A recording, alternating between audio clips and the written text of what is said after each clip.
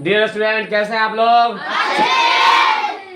मैं भी अच्छा हूँ, है ना। टेंस के बाद हम लोग टेंस तो पढ़ चुके हैं ना। अब इसके बाद वॉइस पढ़ने जा रहे हैं। हाँ, मैं वॉइस पढ़ाने जा रहा हूँ। वॉइस देखिए, यहाँ वॉइस में होता है वाच। वाच यानी बाणी, बाणी यानी आवाज। क्या होता है? आवाज। यहाँ देख लीजिए, पहले आप जानिए कि वॉइस होता क्या है ना। वॉइस किसी वाक्य में प्रयुक्त वर्ब का वह रूप जो यह दिखाता है कि कर्ता या तो कुछ करता है ना, या स्वयं कर्ता पर कुछ घटित होता है, उसे वॉइस कहते हैं। ओए, सुन रहे हैं ना? मतलब किसी वाक्य में प्रयुक्त वर्ब का वह रूप जो यह दिखाता है कि कर्ता कुछ करता है या कर्ता पर कुछ घटित होता है, उसे वॉइस कहते हैं। वॉइस दो प्रकार का होता है, एक्टिव वॉइस, पैसिव वॉइस। कर्तरीवाच, कर्मवाच, है ना।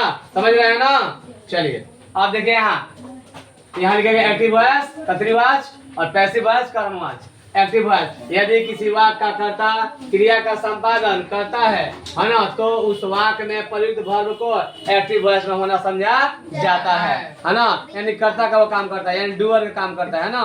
सुनिए, पैसिव वॉइस जैसे सुनिए, एक्टिव वॉइस, यहाँ देख लीजिए। एक्टिव वॉइस में आप एक कहानी लिखते हैं, यू राइट ए स्टोरी, है ना। तो इसका पैसिव में होगा एक कहानी आपके द्वारा लिखी जाती है। यहाँ देख लीजिए, पैसिव देख लीजिए। पैसिव वॉइस क्या होता है? यदि वाक्य का कर्ता क्रिया सक्रिय नहीं है और ना क्रिया का संपादन नहीं करता है, बल्कि क्रिया उसी पर संपादित होती है, तो उस वाक्य में प्रयुक्त वर्ब को पैसिव वॉइस में होना समझा जाता है ना।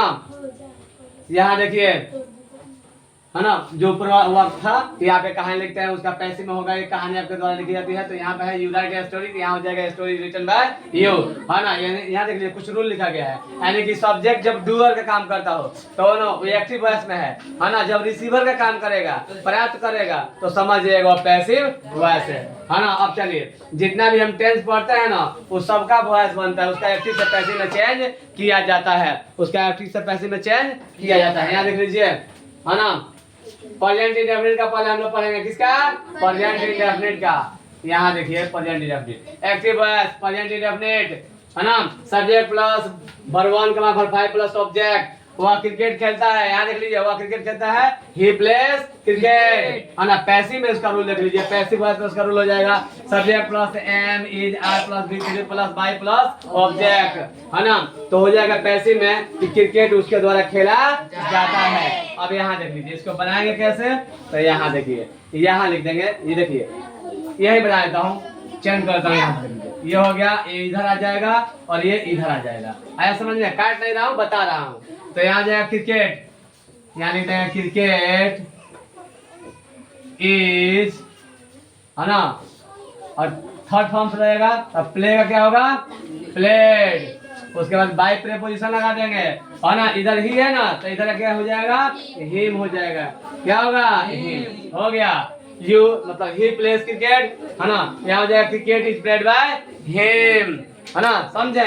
उसी तरह से मान लीजिए वी ईट एप्पल्स, तो हो जाएगा apples are eaten by us. जैसे मैं बता भी दे रहा हूँ, यहाँ देखिए, देख लीजिए, आप ऑक्सफोर्ड का ग्रामर ले लीजिएगा जूनियर वाला, और उसमें जाकर पढ़िए, है ना। उसमें होमवर्क भी है, उसी को बना लीजिएगा। ऐसे मान लीजिए, यहाँ मैं ऐसे भी देता हूँ, दे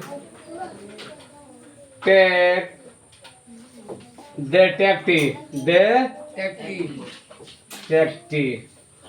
इसका पैसिव क्या होगा? तो यहाँ देखिए, टी, यहाँ लिख देंगे टी इज, और इसका V3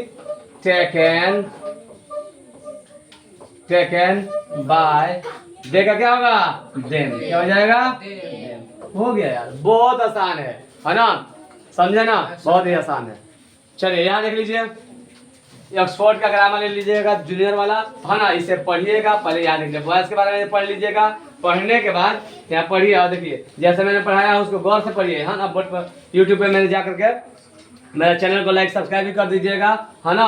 और यहाँ जाकर ध्यान से पढ़िए, देखिए कैसे चेंज किया गया है ना। देख रहा है ना? मैं दिखा दे रहा हूँ, पास में लाकर दिखा दे रहा हूँ। ये होमवर्क है, इसे बना दीजिएगा। मान लीजिए यहाँ पर दिया है, यहाँ पे बनाया भी गया है ना। ऊपर बना दिएगा कि राम इट्स मैंगो, तो mango is eaten by Ram. यहाँ देख लीजिए, अगर मतलब सिंगुलर होगा तो, अब प्लुरल होगा तो देखिए राम इट्स मैंगोज, तो है ना, तो हो जाएगा mangoes are eaten by Ram. है ना, यानी कि सब्जेक्ट जैसा होगा वैसा ही वर्ब का हम यूज करेंगे। यहाँ देख लीजिए, है ना, ये होमवर्क है, बना लीजिएगा इसे, इसे बना लीजिएगा, देख रहे हैं ना। हाँ, तो इसे आप बना लीजिएगा। 30 है यहाँ से लेकर के, देखिए यहाँ 2 यहाँ है ना, टोटल 30 है, आप बना लेंगे, है ना। बार बार इस वीडियो को देखिए, मैं कैसे बना रहा हूँ, आप उसी तरह से बनाइए, ठीक ना। चलिए, दैट्स ऑल। चलिए आई टीच यू है ना, तो यहाँ लिखिए यू है, तो यू जब इधर आएगा ना तो इसी के अनुसार हेल्पिंग वर्ब लगेगा। यू के साथ क्या लगता है, आई, और इसका V3 क्या होगा, टीच का डॉट, क्या होगा, डॉट, उसके बाद बाई लगा देंगे, और आई का क्या होगा, ऑब्जेक्ट में मी होगा, क्या होगा, मी। याद रखें, यहाँ भी देख लीजिए, you do not drink milk है, तो यहाँ लिख दीजिएगा मिल्क, है ना, मिल्क इज नॉट, है ना, ड्रंक बाय यू, हो गया। यहाँ देख लीजिए, he does not eat meat, तो यहाँ लिख देंगे meat is not eaten by him, लीजिए ना, बन गया, ऐसे बनाएंगे। दूसरा देख लीजिए, मान लीजिए आई ईट ए मैंगो या आई रीड इंग्लिश, तो English is read by me, और वही सेंटेंस रहता है कि I do not read English या आई डोंट रीड इंग्लिश, तो English is not read by me. Do I read English, तो is English read by me. Do I not read English, तो is English not read by me. यदि रहेगा कि how do I read English, तो बनाएंगे उसका passive change करना हो तो हो जाएगा how is English read by me. Negative रहेगा था, है ना, जैसे how do I not read English, तो उसका पैसिव चेंज करेंगे तो हो जाएगा how is English not read by me. ऐसे ही बनाना है, ठीक ना। प्रेजेंट इंडेफिनिट का वाक्य है, इसका अफर्मेटिव नेगेटिव जो भी सेंटेंस रहेगा उसका भी एक्टिव चेंज का पैसिव, एक्टिव से पैसिव चेंज कर सकते हैं, समझे ना। That's all.